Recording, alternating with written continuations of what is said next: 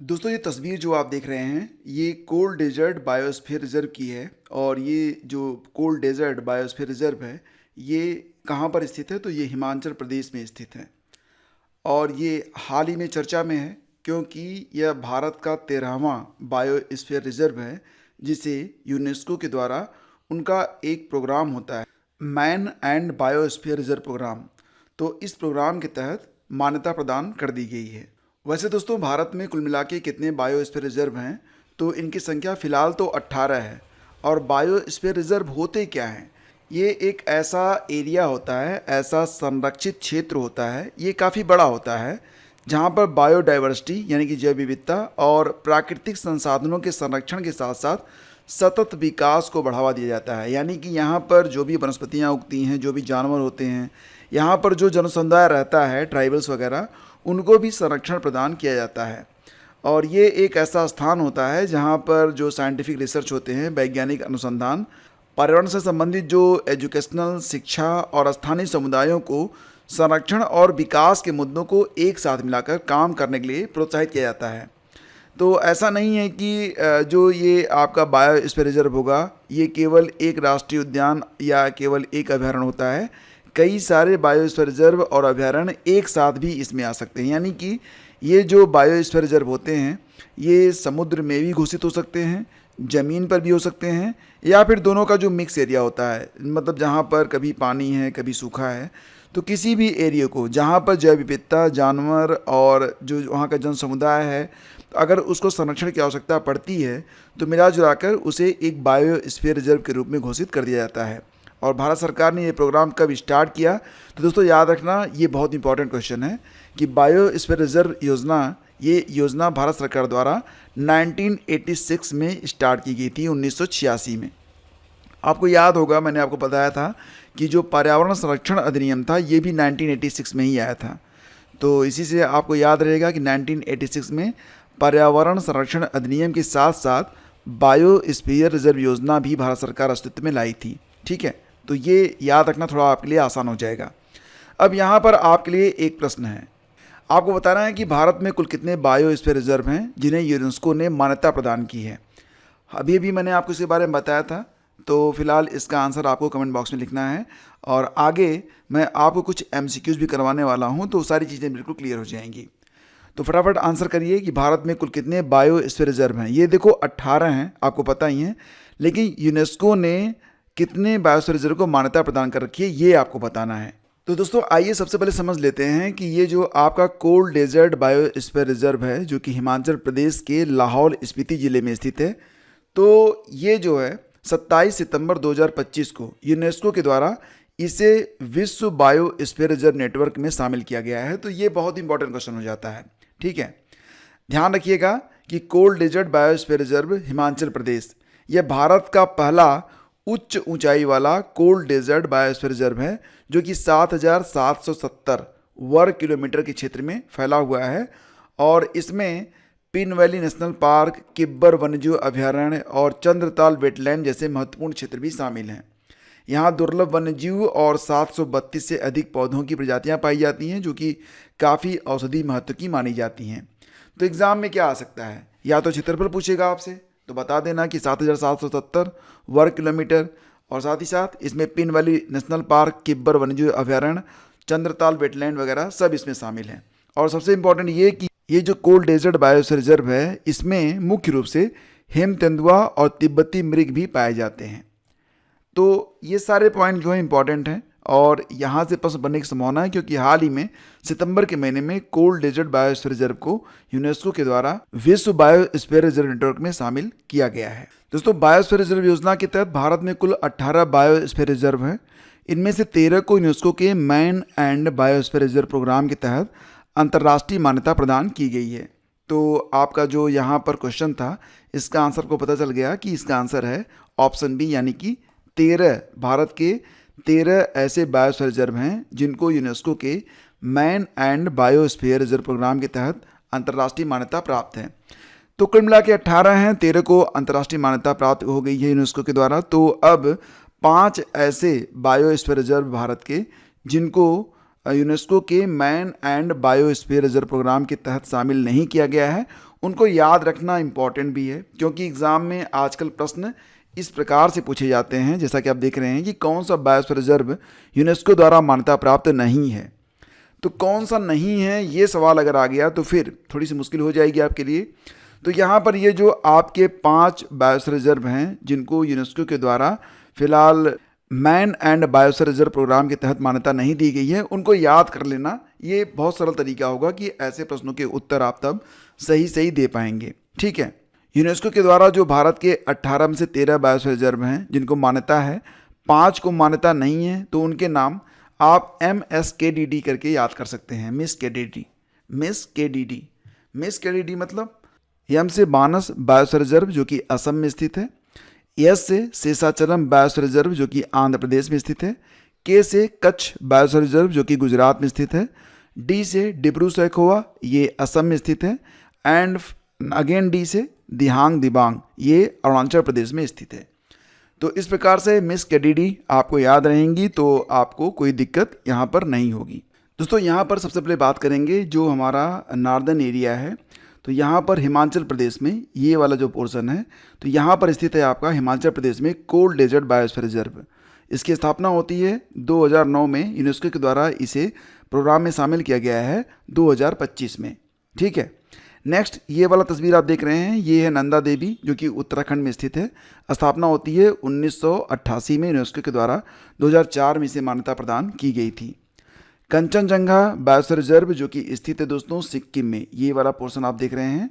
इसकी स्थापना होती है वर्ष 2000 में, यूनेस्को ने इसे मान्यता दी थी 2018 में। इसके बाद दिहांग दिबांग बायोस्फीयर रिजर्व जो कि अरुणाचल प्रदेश में स्थित है। इसकी स्थापना 1998 में हुई थी और अभी यूनेस्को ने इसे मान्यता प्रदान नहीं की है। ये आप देख पा रहे हैं, ये असम में स्थित है मानस बायोस्फीयर रिजर्व और इसे स्थापित किया गया था 1989 में। साथ ही साथ आप यहाँ पर देखेंगे डिब्रू सैखोवा बायोस्फीयर रिजर्व, ये भी असम में स्थित है। इसे स्थापित किया गया था 1997 में। और मेघालय में स्थित ये वाला जो पोर्शन है मेघालय वाला, ठीक है, मेघालय यही है ना, तो ये जो है नोकरेक मेघालय में स्थित है। स्थापना हुई थी कब? 1988 में। यूनेस्को ने इसे मान्यता दी है कब? 2009 में। सारी बातें क्लियर हो रही हैं। बाकी की जो बायोस्फीयर रिजर्व हैं उसके लिए ये तस्वीर आप देख सकते हैं। जैसे कि यहाँ पर देखेंगे गुजरात में स्थित है आपका कच्छ बायोस्फीयर रिजर्व। इसकी स्थापना हुई थी 2008 में। याद रखिएगा कि कच्छ बायोस्फीयर रिजर्व ये भारत का सबसे बड़ा बायोस्फीयर रिजर्व है। हालांकि यूनेस्को ने इसे मान्यता अभी नहीं दी है। ये भारत का सबसे बड़ा बायोस्फीयर रिजर्व है। इसके बाद दोस्तों सुंदरबन बायोस्फीयर रिजर्व जो कि पश्चिम बंगाल में स्थित है। स्थापना होती है 1989 में। यूनेस्को ने इसे मान्यता दिया था 2001 में। सिमलीपाल बायोस्फीयर रिजर्व जो कि स्थित है कहाँ पर? ओडिशा में यह स्थित है। इसकी स्थापना होती है कब? 1994 में। यूनेस्को ने मान्यता दी 2009 में। शेषाचलम बायोस्फीयर रिजर्व आंध्र प्रदेश में स्थित है। स्थापना 2010 में हुई थी। यूनेस्को ने अभी मान्यता नहीं दी है। अगस्तमलई बायोस्फीयर रिजर्व यह केरल और तमिलनाडु दोनों में फैला हुआ है। स्थापना 2001 में हुई थी। यूनेस्को ने 2016 में मान्यता दी। मन्नार बायोस्फीयर रिजर्व ये दोस्तों तमिलनाडु के तटीय क्षेत्र में स्थित है। इसकी स्थापना होती है 1989 में। यूनेस्को ने इसे 2001 में मान्यता दी थी। Great Nicobar biosphere reserve Andaman और निकोबार में स्थित है। स्थापित हुआ था 1989 में। यूनेस्को द्वारा मान्यता 2013 में प्रदान की गई। इसके अलावा मध्य प्रदेश में आप जाएंगे तो मिलेगा आपको पन्ना बायोस्फीयर रिजर्व।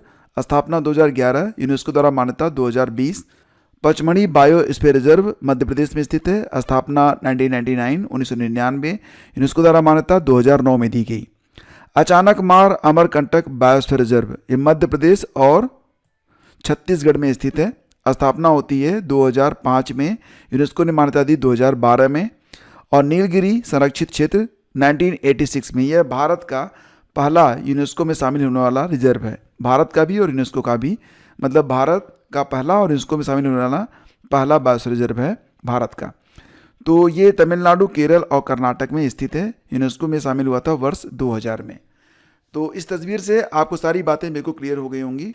दोस्तों अब हम बात करते हैं बायोस्फीयर जोन के बारे में। जैसे कि ये आपका कोई बायोस्फीयर रिजर्व है तो इसके बिल्कुल बीच में एक एरिया ऐसा होता है जो कि कोर जोन बोला जाता है। मतलब यहाँ पर पूरी तरह से इंसानों का जो प्रवेश है वो वर्जित रहता है। ठीक है, इसके बाद बनता है एक बफर जोन। बफर जोन में मतलब आधी दूरी अगर देखा जाए तो यहाँ पर बफर जोन में क्या क्या चीज़ें होती हैं कि जो मानव का प्रवेश होता है लेकिन आधिकारिक रूप से, ठीक है। बाकी शोध और संसाधन यहाँ पर किए जाते हैं।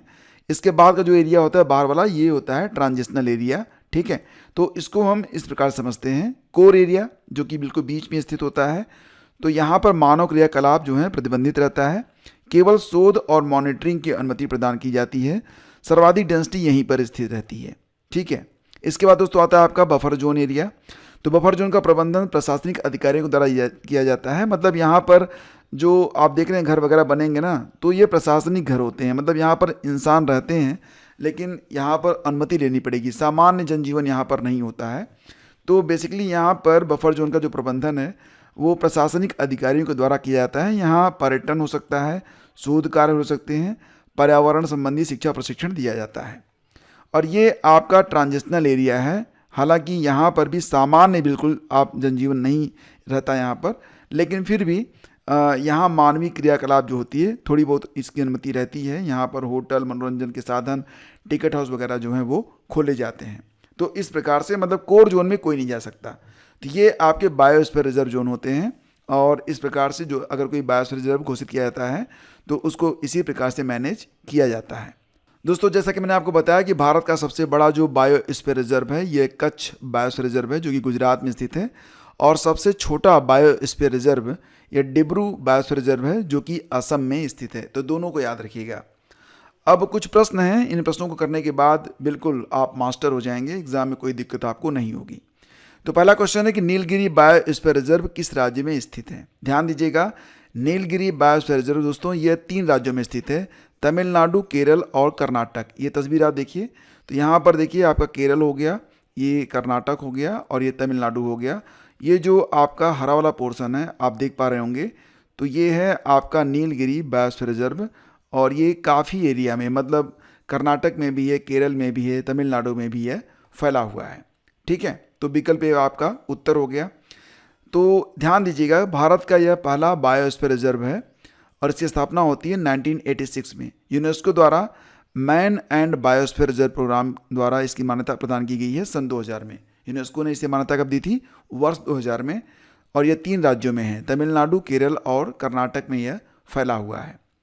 इसके बाद दोस्तों अगला क्वेश्चन होगा, यूनेस्को की स्थापना कब हुई? ये भी तो इंपॉर्टेंट है, यूनेस्को सारे काम कर रहा है तो हमें उसके बारे में भी पता होना चाहिए। तो दोस्तों यूनेस्को की स्थापना होती है भारत की आज़ादी से 2 साल पहले 1945 में। ऑप्शन बी आपका बिल्कुल करेक्ट है। तारीख थी 16 नवंबर 1945। इसका मुख्यालय पेरिस में है। और यूनेस्को मतलब united nations educational, scientific and cultural organisation, ये इसका फुल फॉर्म है। 2025 में यूनेस्को के महानिदेशक कौन हैं? तो ये हैं खालिद अल एनानी, जिन्हें 6 अक्टूबर 2025 को ही चुना गया है। तो बिल्कुल लेटेस्ट करेंट है ये आपका, ठीक है। अगला क्वेश्चन है कि नंदा देवी बायोस्फीयर रिजर्व किस राज्य में स्थित है? तो दोस्तों नंदा देवी ये स्थित है आपके उत्तराखंड में। विकल्प डी आपका यहाँ पर करेक्ट है। और अब आपके लिए एक प्रश्न है। प्रश्न ये है कि कोल्ड डेजर्ट यानी कि शीत मरुस्थल, जो कि मैंने आपको अभी पढ़ाया था, तो आपको बताना है कि कोल्ड डेजर्ट शीत मरुस्थल बायोस्फीयर रिजर्व किस राज्य में स्थित है, जिसे हाल ही में यूनेस्को के द्वारा मान्यता प्रदान की गई है। और भारत का यह 13वां ऐसा बायोस्फीयर रिजर्व बन गया है जिसे यूनेस्को ने मान्यता प्रदान कर दी है। तो ये किस राज्य में स्थित है? बहुत आसान सा क्वेश्चन है, इसको आंसर करिएगा। पेड ग्रुप से जुड़ना चाहते हैं तो आप इस नंबर पर हमें मैसेज कर सकते हैं, लेकिन केवल व्हाट्सअप कीजिएगा। बाकी मॉक टेस्ट के लिए आप studyvidgyanprakash.com पर भी विजिट कर सकते हैं। Thank you.